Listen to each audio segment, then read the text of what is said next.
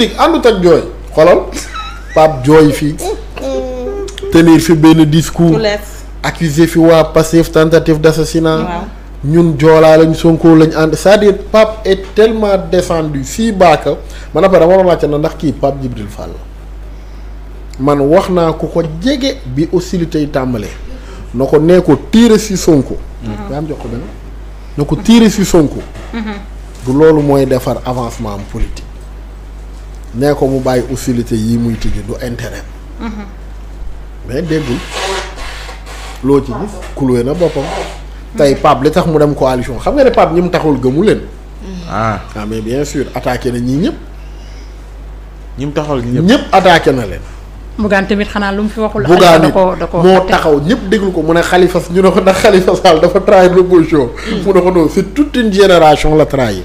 même waxoon na même propos yooyu tamit kii Barthélémy Dias ci panneau wax ko ca Barthélémy Dias. Barthélémy tam am na lu mu ko fi ji ñoom. waaw bi ñuy xëccoo maire moom ñoom ñaar. donc fii je ne t'aime pas moi non plus la. mais xam nga lu leen boole. ñun ñëpp ñoo bokk kenn bëggu ci Ousmane Sonko. d'accord léegi nag ci esquive bi ci loolu noonu nga wax.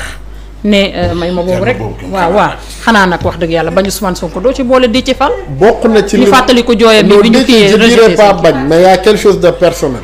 waaw gis nga bu dee am na lu ma gën a metti ci politique bokk na ci carrière u Thierno Bocoum.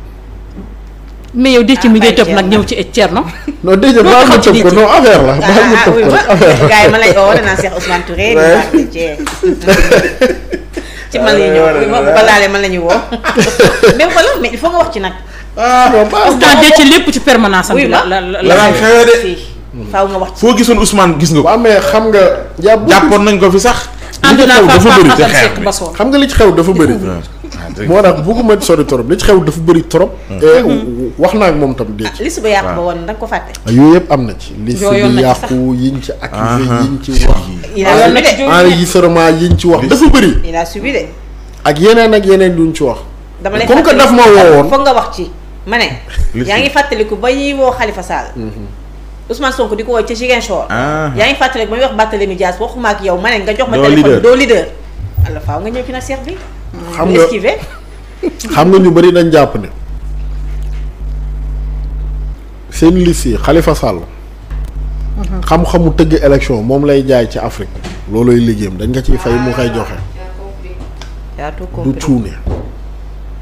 waaw ñun biñ nekkee xale laa la wax. wala buñ juddoogul ba tey Khalifa mi ngi dans les affaires. waaw. buy nelaw sax boo ko yee mu defaral la liste. liste bi ni mu waddee dafa cuune teg ci. liste bi. non seen liste ba. ca élection yi ni mu waddee c'est tellement terre à terre loolu man nga ko mën a reprocher man mais pas ku mel ne Khalifa. donc ñu bëri jàpp nañu c'était fait à dessein. léegi nag ci ban but parce que ñu bëri dañ jàppoon Ousmane bu duggaatee ci liste bi am na nu mu doon demee mu nekk président de l'Assemblée. am na nu mu doon demee bu nekkul président de l'Assemblée day nekk député par force. kon cabale politique bi doonu ko woon dund. su ko dundul dafay nekk candidat Ousmane Sonko nekk candidat ñoom amuñ chance. te gars yu bëri. dañ lay wax ne la Macky Sall bi muy dal ci Sonko daf leen prévenir ñoom ñëpp ne leen damay dal ci kaw bu ma leen fa fekk. ñu waaf. le deal c'était dinañu waaf sataan la ak moom boo paree tëggal ñu élection yoorul bokk yow yi. waaw. kon c'est fait à dessein. mais bien sûr ni mu demul woon. ñu bëri ñu ngi koy wax xam nga nag fekkam fi mais ñu bëri nga koy wax na c'est fait à dessein te nag mun nga ko doo ko weddi ndax ni ñu waddalee seen liste bi c'est tellement maam dafa oyof. ci ñan la ñu jaar ba waddal ko wala ci kan la ñu jaar ba waddal ko. bon am na ñu ciy tudd ñu bëri. mooy ñan. mais comme que am na yu bëri yu ci xew rek bàyyil noonu. bàyyi noonu lu mu yàq bëri na de. mais daal am na ñu ciy tudd. mais ñan ñoo yoroon liste bi. ak ñooñu après seen comportement lan la bi Macky di dal ci Ousmane yow seddoo bi Macky Sall di dal ci kaw Sonko gisoo kenn ci waa Yewwi autour de Sonko.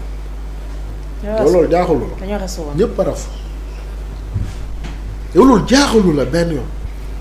gars yi dañ doon xoolal ñoom ñëpp a tàmbalee def ay tournée ci biir réew mi yaa ngi koy warle.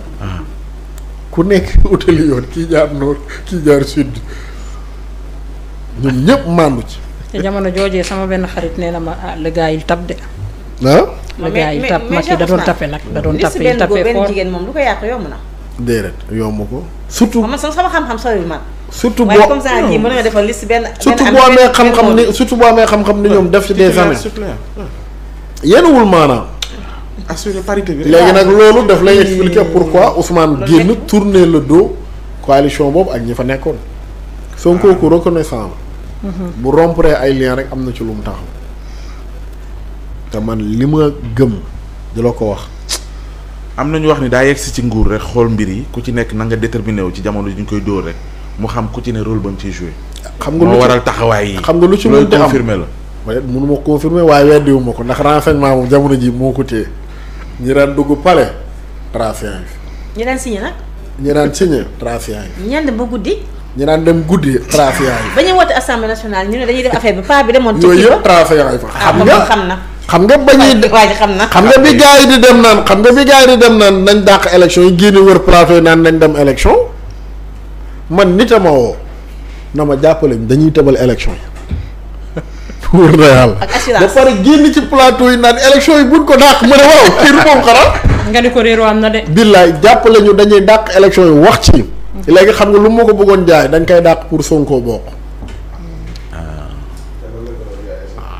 mais dañoo dem janoog Macky na ko reporter la élection yi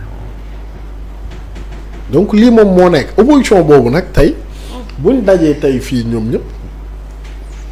nga ne Thierno Bocoum nga regretté. li tax ma regretté ko mooy Thierno Bocoum dafa amoon avenir politique mais pas en tant que président. am na parcours. fekkee na lu bëri mënoon na servir pourquoi Thierno Bocoum gëm ni moom bu nekkul président rek yëf yi waru ci bokk. tey il est appelé à disparaître politiquement.